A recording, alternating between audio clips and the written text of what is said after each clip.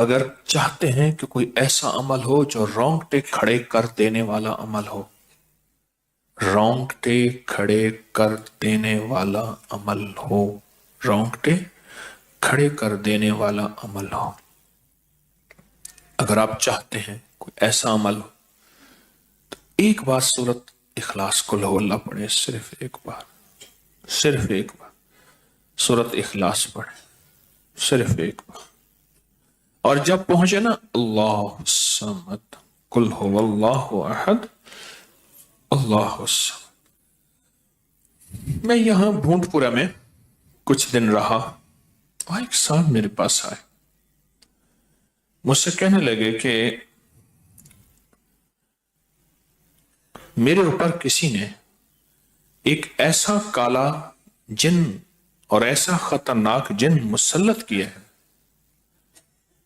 کہ جو میں آنکھوں سے دیکھتا ہوں اور میری بیوی آنکھوں دیکھتی ہے، بچوں کو نظر نہیں آتا، کوئی گھر میں آئے اس کو نظر نہیں آتا، میں آنکھوں میں دیکھتا ہوں. کہنے لگا ایسے دیوار کے اندر چلا جاتا ہے، پھر دیوار سے باہر نکل آتا ہے، چھت کے اندر جاتا ہے اور چھت پھٹتی محسوس ہوتی ہے، ہم ڈر کے بعض اوقات ہٹ جاتے ہیں کہ چھت پھٹی ہے گر نہ جائے، پھر وہ مل جاتی ہے، پھر ایسے چلا جاتا ہے. وہ کالا جن ایسے چلا جاتا ہے، ایسے آ جاتا ہے. کہا کہ اسے کسی نے ہمارے اوپر مسلط کیا ہے، مسلط کیا ہے. ان کے کچھ مسائل تھے، کوئی آپس میں مسلط کیے، اور کہا کہ وہ جن ایسا ہے ہمیں عبادت نہیں کرنے دیتا، تسبیح نہیں کرنے دیتا، وظیفے نہیں کرنے دیتا، اعمال نہیں کرنے دیتا، ہمارا منہ بند کرتا ہے. مجھے آج بھی اس بندے کے الفاظ یاد ہیں. دو اس کے ساتھ بوڑھی خواتین تھیں، ایک بہن تھی، ایک بیوی تھی، بیچارہ حالات کا ستایا مارا ہوا، کوئی 60 65 کے 70 کے قریب اس کی عمر تھی.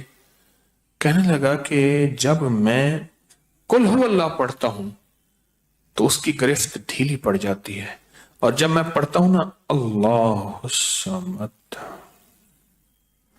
تو کہا کہ اللہ الصمد پڑھتے ہی وہ ایک دم دور ہو جاتا ہے، ایسے جیسے کسی چیز کو کوئی دھکا دے اور وہ چیز دھکے سے ایک دم دور ہو جائے. اللہ الصمد، ایک دم وہ دھکے سے ایک دم کوئی دور ہو جائے. کہا کہ ایسے ہی ہوتا ہے اللہ الصمد. اور کہا کہ بس یہی وظیفہ جو ہے، کہا کہ مجھے مفید ہوا ہے، موافق ہوا ہے یہی وظیفہ. اور کہا کہ بس اب میں صرف یہی وظیفہ پڑھتا ہوں، یہی وظیفہ پڑھتا ہوں. مجھ سے کہنے لگا آپ مجھے کوئی وظیفہ بھی دیں گے نہیں پڑھنے دیں گے، یہی اگر اجازت دے دیں. تو میں نے کہا اس سے بڑھ کے اسم اعظم کون سا ہے، اس سے بڑھ کے پرتاثیر چیز کون سی ہے؟ میں آپ کو یہی وظیفہ دے دیتا ہوں، آپ اسی وظیفے کو پڑھیں. پھر میں نے اس کو ایک ترکیب بتائی، آپ کو ہی بتاتا ہوں، شاید میں زندگی میں پہلی دفعہ بتا رہا ہوں یا پہلے بتائی ہوگی، جہاں تک میری یادداشت ہے پہلی دفعہ بتا رہا ہوں. یہ نہیں کہ چھپاتا ہوں، دعویٰ تو پھر بھی نہیں کر سکتا، بھول جاتا ہوں پھر یاد آتی ہے بازوں کا. اب وہ چیز آپ کو عرض کر رہا ہوں. میں نے اسے کہا صرف ایک دفعہ سورۃ اخلاص پڑھ، اول آخر 3 دفعہ درود شریف. رونگٹے کھڑے کر دینے والا عمل، اس کا نام جو میں نے سال سے رکھا ہے رونگٹے کھڑے کر دینے والا عمل. حدیث میں آتا ہے، مفہوم ہے کہ جب بندے کی اضطراری کیفیت ہوتی ہے، بے چین، بے قرار، پریشان ہوتا ہے، مضطر، اس وقت عرش الہی ایک دم میں حرکت میں آتا ہے، رحمت متوجہ ہوتی ہے اور اللہ کا عرش ہل جاتا ہے. رونگٹے کھڑے کر دینے والا عمل، ایسا عمل جس میں انسان جو ہے بس ایک پل میں ایسے بے چین بے قرار ہو. اس کی ترکیب یہ ہے کہ والا کر درود پاک 3 بار، ایک دفعہ سورۃ اخلاص پڑھیں، اور پڑھ کے جب اللہ الصمد پہ پہنچے نا تو اس کو ہلکا ہلکا دل میں دہرائیں، اللہ الصمد اللہ الصمد، دہرائیں، توجہ سے دہراتے جائیں، دہراتے جائیں، دہراتے جائیں. پہلے الفاظ آتے ہیں اور سے سنیے گا، پہلے الفاظ آتے ہیں، پھر کیفیات آتی، پہلے الفاظ آتے ہیں پھر کیفیات آتی ہے، پہلے الفاظ آتے ہیں، انسان پہلے الفاظ سے، بچہ نا، اسی بچے کو آپ ایسے لوگوں میں، بچے کو ایسے لوگوں کے ساتھ پلنے کے لیے جو بول نہیں سکتے، بچہ کبھی نہیں بولے گا، ہوں ہاں کرے گا، کرے گا، بول نہیں سکے گا، کیونکہ بچہ الفاظ چنتا ہے، پھر وہ الفاظ بولتا ہے، پہلے الفاظ ہوتے ہیں۔ کسی نے پوچھا، حضرت میرا دل ذکر نہیں کرتا، بس زبان سے کرتا ہوں۔ کہا مبارک ہو، اللہ نے جسم کے ایک حصے زبان کو قبول کر لیا ہے، اس کو نہ چھوڑنا، ایک وقت آئے گا دل بھی قبول ہو جائے گا، ایک وقت آئے گا دل بھی قبول ہو جائے گا۔ اس زبان والے ذکر کو نہ چھوڑنا، ایک وقت آئے گا دل بھی قبول ہو جائے گا۔ اس کو نہ چھوڑنا، اس کو نہ چھوڑنا، حقیقت کہہ رہا ہوں۔ میں نے اس سے کہا کہ ایک ایسا کام کر، تنہائی میں بیٹھ، اور تنہائی میں بیٹھ کے نا، بس صرف تو ہو، اللہ ہو اور بندہ ہو، تنہائی میں بیٹھ، اور تنہائی میں بیٹھ کر، تنہائی میں بیٹھ کر آپ نے ذکر کرنا، تنہائی میں بیٹھ کر آپ نے ذکر کرنا، تنہائی میں بیٹھ کے، اور اللہ الصمد کی ضربیں لگانی ہے دل پہ، دل پہ، دل پہ۔ پڑھنی صرف ایک دفعہ سورۃ اخلاص ہے، اور جب دیکھے نا رونگٹے کھڑے ہو گئے ہیں، اور انگ انگ میں سے آنسو بہنا شروع ہوئے ہیں، آنکھوں سے، آنسوں سے، اور دل سے، اور کیفیات سے، ہر جسم کا حصہ اللہ کی طرف متوجہ ہو گیا ہے، ہر دل کا حصہ، ہر جسم کا حصہ، ہر رگ رگ رگ رگ رگ رگ اللہ کی طرف متوجہ ہو گئی ہے۔ تو پھر اللہ کے ساتھ تعلق بنا، اور اپنی مراد، اپنی آس، اپنی امید اللہ کے سامنے پیش کر، اپنی مراد، اپنی آس، اپنی امید اللہ کے سامنے پیش کر، اور اللہ الصمد کو دوہرا دوہرا دوہرا دوہرا دوہرا۔ یہ جو جنگلوں میں کہتے ہیں چلا کیا فلاں بابا جی نے، پہاڑوں کی غاروں میں چلا کیا فلاں بابا جی نے، کنووں کے اندر چلا کیا، ابھی بھی ایسے کنویں موجود ہیں جس کے نیچے اتر کے پانی بھرتے تھے، اس کو ہمارے برے صغیر کی زبان میں باولی کہتے ہیں، اس میں نیچے جا کے پانی بھرتے تھے۔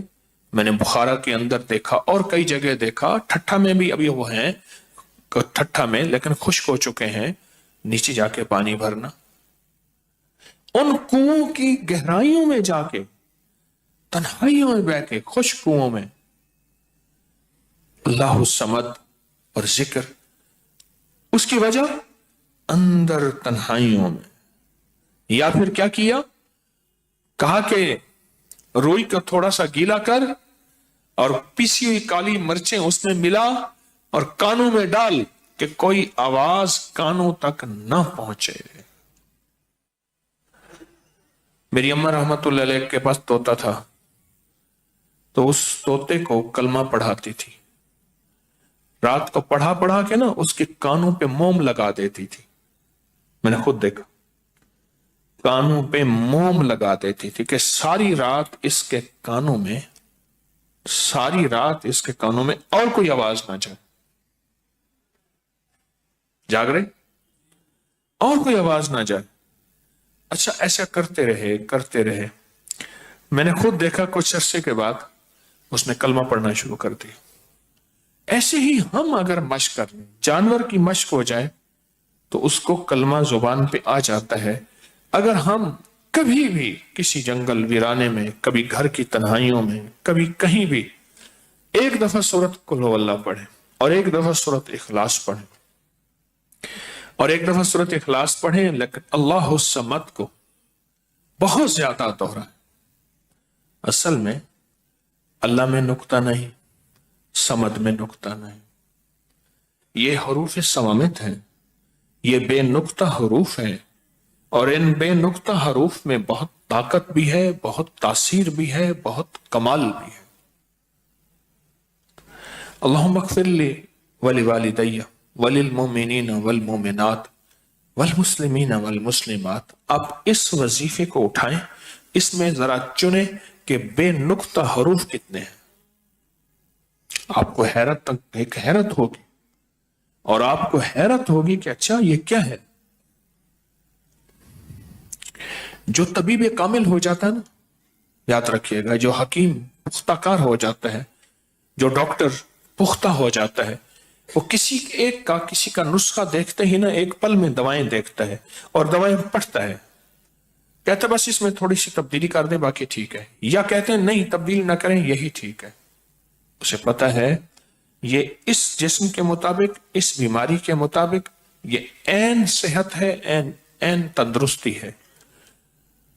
اسی طرح جو وظائف کی دنیا کا بندہ ہوتا ہے اور اس کو وظائف کی دنیا میں پختگی مل جائے تو وہ بھی ایک پل میں وظیفے کے اندر کی طاقت دیکھتا ہے کہ اس میں حروف عطشی کتنے ہیں، خاکی کتنے ہیں، آبی کتنے ہیں، بادی کتنے ہیں، سوامت کتنے ہیں، قمری کتنے ہیں، شمسی کتنے ہیں، اور اس کے اندر وہ حروف کتنے ہیں جو نوری ہیں، وہ کتنے ہیں۔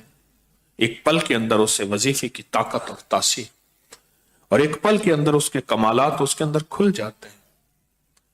اندیکھا جہان ہے، لاہوت مالاکوت کا جہان ہے۔ ایک صحابی حضرت معاذ بن جبل رحمت اللہ رضی اللہ تعالیٰ عنہ، وہ فرماتے ہیں کہ زندگی محدود ہے، علم لا محدود ہے۔ انہی کا فرمان، شاید انہی کا فرمان ہے کہ زندگی محدود ہے، علم لا محدود۔ تو جو علم لا محدود ہے اس کو ہم نے اپنی عقل سے سمجھنے کی کوشش کریں، اپنے شعور سے سمجھنے کی کوشش کریں، اپنے احساس اور ادراک سے سمجھنے کی کوشش کریں تو نہیں سمجھ سکتے۔ علم ہے ہی لا محدود، اس کی حد نہیں ہے۔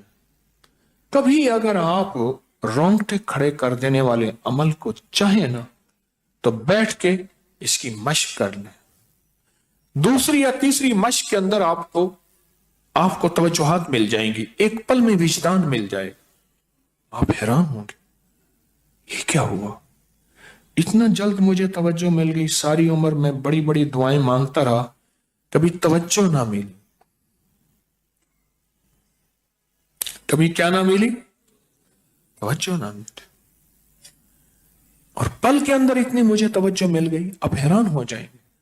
اللہ الصمد، جب اس کو انسان وجدان سے اور پورے درد سے اور پورے غم سے اور پورے درد سے بندہ اس کو دہراتا ہے، اس کے اندر جتنے بھی حروف ہیں وہ سارے وہ